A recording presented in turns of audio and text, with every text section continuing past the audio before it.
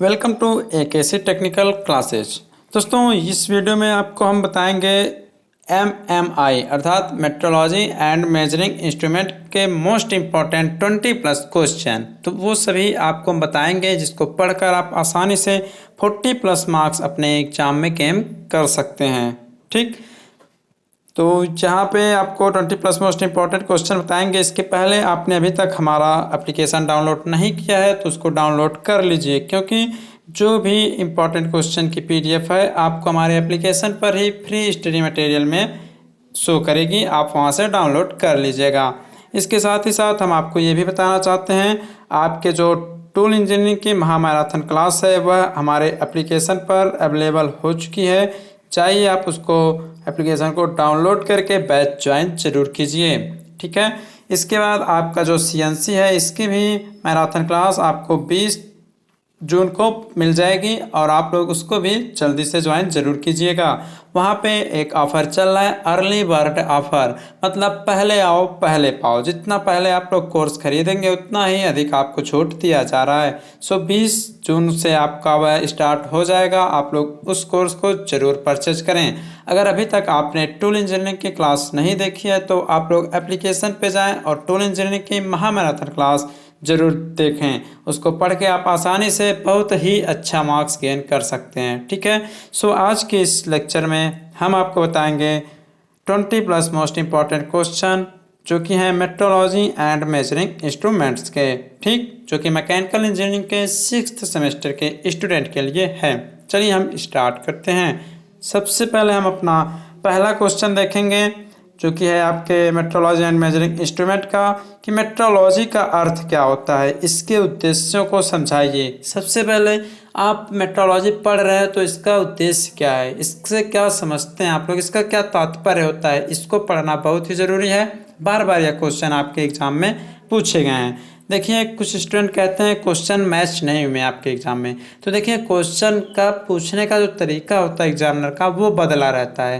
Question कुछ उसी type से रहते हैं, बस आपको लिखने का तरीका आना चाहिए और एग्जामिनर के जो क्वेश्चन पूछा है एग्जामिनर उसको समझना आना चाहिए। ठीक है, अब वो पूछ लिया, मान लीजिए आपने लिखा मेट्रोलॉजी का क्या अर्थ होता है, उसने कुछ और पूछ लिया कि मेट्रोलॉजी का जो एलिमेंट होता है इसके कौन कौन से एलिमेंट हैं उसको समझाइए, तो आप छोड़कर चले आते हैं। तो ऐसा नहीं करना चाहिए आपको। एलिमेंट पूछे या कुछ भी पूछे, नहीं पढ़ा आपने एलिमेंट, छोड़ो एलिमेंट को। आप मेट्रोलॉजी का क्या मतलब पढ़ा है उसको लिख कर आओ उसमें। ठीक है, एलिमेंट नहीं पढ़ा है आपने मेट्रोलॉजी का तो आप मेट्रोलॉजी पढ़े हैं ना तो उसको लिख कर आओ। अब छोड़ दोगे तो 0 नंबर पा जाओगे। इससे अच्छा लिख कर आओ, 5 की जगह 2 नंबर 3 नंबर तो देगा कम से कम। अच्छा नंबर नहीं तो कम से कम 35-30+ तो आसानी से आ जाएंगे आपके। तो ये क्वेश्चन इंपॉर्टेंट है, इसको देख लीजिएगा।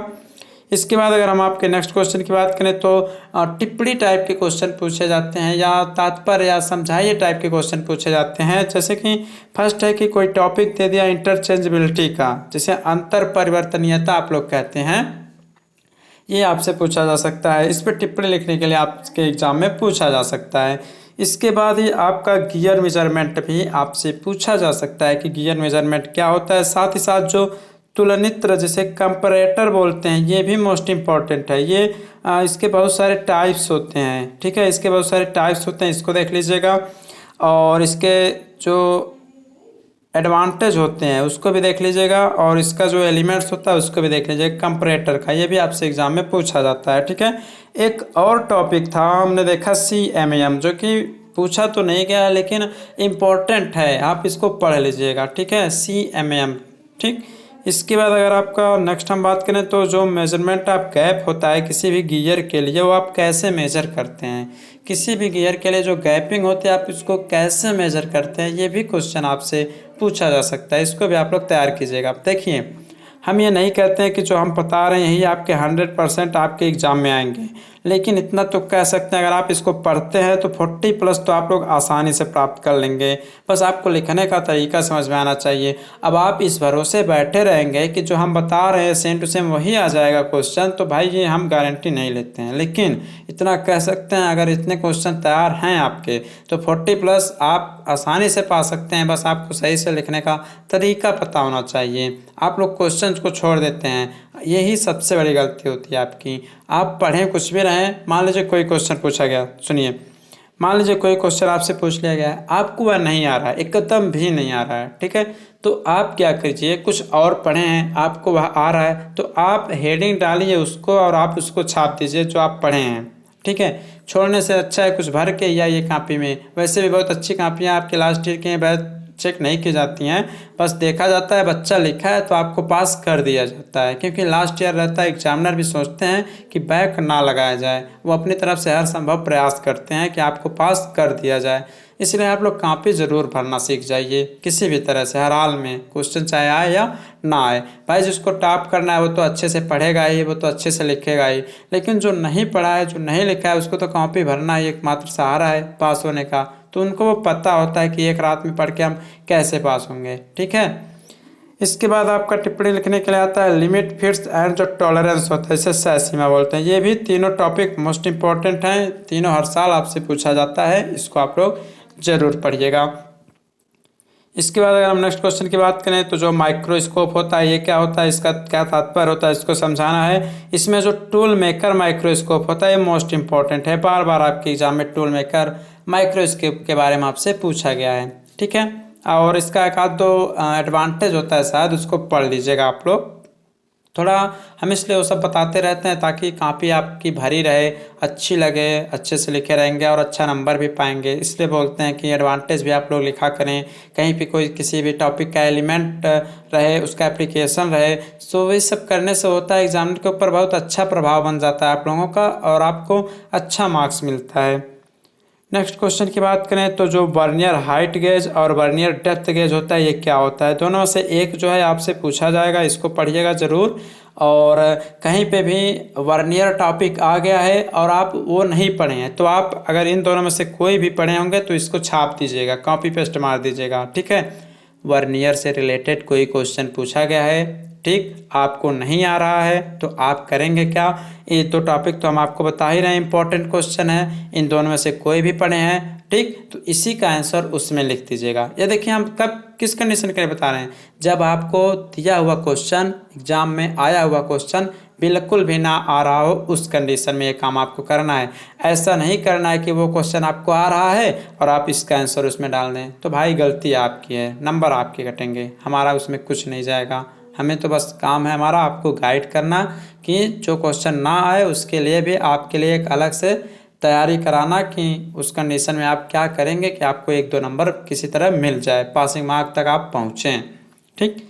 इसके बाद नेक्स्ट क्वेश्चन कह रहा है कि कंपेरिजन करना है आपको कंपैरेटर में, लिमिट गेज में और जो मेजरिंग इंस्ट्रूमेंट होते हैं, इन तीनों में तुलना करने के लिए कभी कभी आपसे पूछा जाता है। अगर तुलना नहीं पूछा जाएगा तो इन्हीं तीनों में से टॉपिक पूछ लेगा आपसे कोई कि इसको आपको डिस्क्राइब करना रहता है, ठीक है।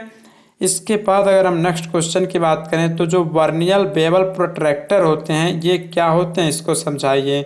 तो वर्नियल बेवल प्रोट्रैक्टर और वर्नियल गेज जो होता है, वर्नियल डेप्थ जो होता है, ठीक, ये तीनों पढ़ लीजिएगा अच्छे से, कोई ना कोई आपके एग्जाम में ज़रूर आ जाएगा 5 नंबर में। सो ये तीनों इम्पॉर्टेंट ही हैं और इम्पॉर्टेंट क्वेश्चन की सीरीज हम चला ही रहे हैं, आपको पता ही है, तो आप लोग इसको अच्छे से ज़रूर पढ़िएगा। तो एक बार फिर से आपसे बताना चाहते हैं, अगर आपने अभी तक टूल इंजीनियरिंग की महामैराथन क्लास को परचेज नहीं किया है तो आप उसको परचेज जरूर कर लीजिए। साथ ही साथ सीएनसी की जो महामैराथन क्लास है वो आपको 20 जून को हमारे एप्लीकेशन पे मिलेगी, जल्दी आइए, जल्दी पाइए का ऑफर चल रहा है, पहले आएंगे पहले आपको कुछ एक्स्ट्रा डिस्काउंट देखने को मिलेगा। चलिए हम नेक्स्ट क्वेश्चन देखते हैं। इसके बाद जो नेक्स्ट क्वेश्चन है वो बहुत ही इंपॉर्टेंट है, साइन बार के बारे में आपसे पूछा जाता है कि जो साइन बार होता है इससे आप क्या समझते हैं, इसका क्या एप्लीकेशन है, क्या यूज है, इसको ज़रूर पढ़िएगा आप लोग। देखिए इस सब्जेक्ट की क्लास तो हम नहीं करा रहे हैं, अगर टाइम रहता तो कराते हैं, थोड़ा हम भी बिजी थे, हमारे भी कुछ एग्ज़ाम्स थे इसलिए टाइम नहीं मिल पाया, इसलिए जो कुछ भी हो पा रहा है आप लोगों के लिए हम प्रोवाइड कर रहे हैं। मॉडल पेपर भी दे दिया हमने, इंपॉर्टेंट क्वेश्चन भी दे रहे हैं और जिस सब्जेक्ट के लिए टाइम मिला वो सब्जेक्ट का मैराथन क्लास भी हमने चलाया। और इसके बाद नेक्स्ट क्वेश्चन की बात करें तो जो ऑटोकोलोमीटर होता है उसका प्रिंसिपल क्या है, ये भी आपसे पूछा जाता है। जो ऑटोकोलोमीटर होता है इसके सिद्धांत क्या होते हैं, पढ़ लीजिएगा। नेक्स्ट क्वेश्चन की अगर हम बात करें जो टॉलरेंस होता है इसको समझाइए, इसका कारण एवं इसका एक जो एग्जाम्पल है इसको लिखिएगा, ठीक है।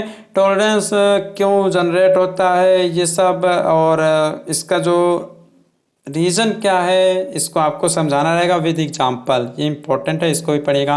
देखिए क्वेश्चन सभी इंपॉर्टेंट हैं और इम्पॉर्टेंट क्वेश्चन की सीरीज़ भी आपको हम बता भी रहे हैं। नेक्स्ट कह रहा है कि कोणीय चाल मापने के लिए या एंगुलर स्पीड मापने के लिए डीसी टैकोमीटर, एसी टैकोमीटर और जो फोटो इलेक्ट्रिक टैकोमीटर होते हैं, इन तीनों का आपको विवरण देना है। मतलब तीनों को समझाना है। अगर किसी भी चीज़ का एंगुलर स्पीड आपको मापना रहे, उस स्थिति में डीसी टैकोमीटर का क्या काम होता है, उस समय एसी टैकोमीटर का क्या काम होता है, साथ ही साथ जो फोटो इलेक्ट्रिक टैकोमीटर होते हैं, इन सब का क्या काम होगा एंगुलर स्पीड को मेजरमेंट करने के लिए। इसको ज़रूर पढ़िएगा आप लोग, ठीक है। तीनों डीसी टैकोमीटर, फोटो इलेक्ट्रिक और एसी टैकोमीटर कोई ना कोई ज़रूर पूछ लिया जाता है आपके एग्जाम में, और क्वेश्चन पूछे भी गए हैं। ऐसा नहीं है कि क्वेश्चन पूछे नहीं हैं, ये सब क्वेश्चन आपसे पूछे भी गए हैं। और इसी के साथ साथ आपको बताते हैं जो पायरोमीटर होता है वो क्या होता है। रेडिएशन पायरोमीटर का विवरण दीजिए। देखिए पायरोमीटर में टाइप भी हैं इसके कई सारे, जिसमें बार बार आपसे रेडिएशन पायरोमीटर के बारे में पूछा जाता है। अगर आप लोग कुछ और पढ़ना चाहते हो आप पढ़ सकते हैं।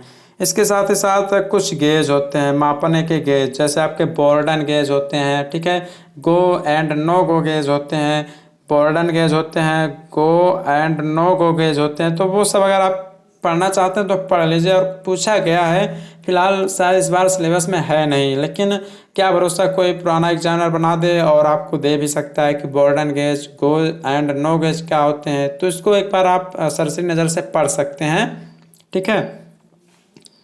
इसके बाद निम्न को समझाइए, जैसे कि क्लियरेंस फिट एवं इंटरफेरेंस फिट क्या होता है। इस पर आपको टिप्पणी लिखने के लिए क्वेश्चन पूछा जा सकता है। आपका ऑप्टिकल पायरोमीटर क्या होता है, इसको भी समझाने के लिए आपसे पूछा जा सकता है। साथ ही साथ सेस्मिक एक्सीलरोमीटर क्या होता है, सेस्मिक एक्सीलरोमीटर क्या होता है, इसको भी पढ़ लीजिएगा। ये सब क्वेश्चन बहुत ही इंपॉर्टेंट हैं आपके एग्जाम के दृष्टिकोण से, ठीक। इसके बाद नेक्स्ट क्वेश्चन कह रहा है कि रन आउट ऑफ गियर, अर्थात measurement of run out of gear, कि गियर के रन आउट का मेजरमेंट आप लोग कैसे करेंगे, ये भी आपको समझाना रहता है, ठीक। इसके बाद अगर हम और नेक्स्ट क्वेश्चन की बात करें, स्ट्रेन गेज क्या होता है, इसको भी आपको समझाना रहेगा, ठीक। ये सब टिप्पणी वाले क्वेश्चन हैं, 5 या 3 या 4 दे देंगे, जिसमें आपको 2-3 करना रहेगा और 5 नंबर यहाँ से आपको मिल जाते हैं। जो गुड कंपैरेटर होते हैं उसका क्या क्या विलक्षण होता है, क्या कैरेक्टरिस्टिक होता है, क्या उसके गुण होते हैं, इसको समझाना रहेगा। जो अच्छे तुलनित्र होते हैं, कंपैरेटर होते हैं, उसकी क्या क्वालिटीज़ होती है, इसको आपको समझाना रहेगा। ये भी क्वेश्चन इंपॉर्टेंट है। नेक्स्ट क्वेश्चन की अगर हम बात करें, जो सरफेस रफनेस होता है इसको समझाइए और इस पर कौन कौन से फैक्टर अफेक्ट करते हैं, ये भी आपका मोस्ट इंपॉर्टेंट क्वेश्चन है। इसको भी मोस्ट इंपॉर्टेंट एकदम कर लीजिए। जितने भी क्वेश्चन है सभी मोस्ट इंपॉर्टेंट है, लेकिन ये और इम्पॉर्टेंट है। सरफेस रफनेस तो आपसे हर बार पूछा ही गया और पूछा जा सकता है, पूछा जाएगा, ठीक है। इस पर कौन कौन से फैक्टर अफेक्ट करेंगे, ये भी आपके लिए बहुत ही ज़रूरी है पढ़ना। नेक्स्ट क्वेश्चन की अगर हम बात करें तो स्ट्रोबोस्कोप का सिद्धांत लिखिए और इसके वर्किंग मेथड को भी समझाइए। देखिए माइक्रोस्कोप और स्ट्रोबोस्कोप दोनों इंपॉर्टेंट हैं, पूछे जाते हैं आपसे एग्जाम में। इसका जो वर्किंग मेथड होता है इसको भी आपको लिखना रहता है और पूछा भी जाता है, सीधे तौर पे लिखा रहता है कि इसके वर्किंग मेथड क्या होते हैं। इसके बाद अगर हम नेक्स्ट क्वेश्चन की बात करें, थर्मिस्टर, थर्मिस्टर क्या होता है इसको समझाइए। देखिए थर्मिस्टर, ट्रांसड्यूसर, ये सब इम्पोर्टेंट हैं, ये सब आप लोग ज़रूर पढ़िएगा। थर्मिस्टर हो गया, ट्रांसड्यूसर हो गया, इन सबको आप लोग ज़रूर पढ़ें। इसके उपयोग क्या क्या होते हैं इसको भी आपको पढ़ना बहुत ही ज़रूरी है, ठीक है। नेक्स्ट क्वेश्चन की बात करें, जो थर्मोकपल होता है इसको समझाना है।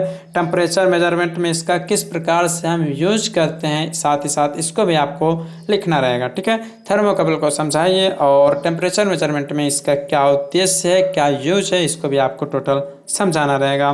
नेक्स्ट क्वेश्चन की अगर हम बात करें, जो रेजिस्टेंस थर्मोमीटर होते हैं ये क्या होता है, इसको आपको टोटल बताना रहेगा। टोटल इसका फिगर वगैरह अगर मिलता है आपको देखने को तो फिगर भी आप लोग बना सकते हैं।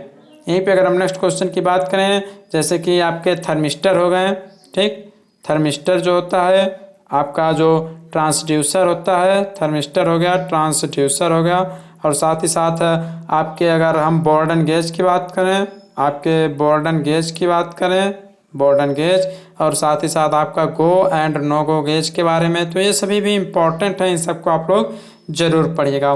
तो गाइस ये थे आपके इम्पोर्टेंट क्वेश्चन जो कि आपके एग्ज़ाम की दृष्टि से बहुत ही महत्वपूर्ण हैं। इनको पढ़ के आप बहुत ही अच्छा नंबर गेन कर सकते हैं। सो दोस्तों, यहीं के साथ अपनी वाणी को विराम देते हैं। आप लोग जो भी क्वेश्चन समझ में ना आए, मान लीजिए किसी भी सब्जेक्ट का, तो आप कमेंट कर सकते हैं। और आपसे यही कहना चाहेंगे, एप्लीकेशन डाउनलोड कर लीजिए, अपने दोस्तों को बताइए और बैच को आप लोग ज्वाइन ज़रूर कीजिए।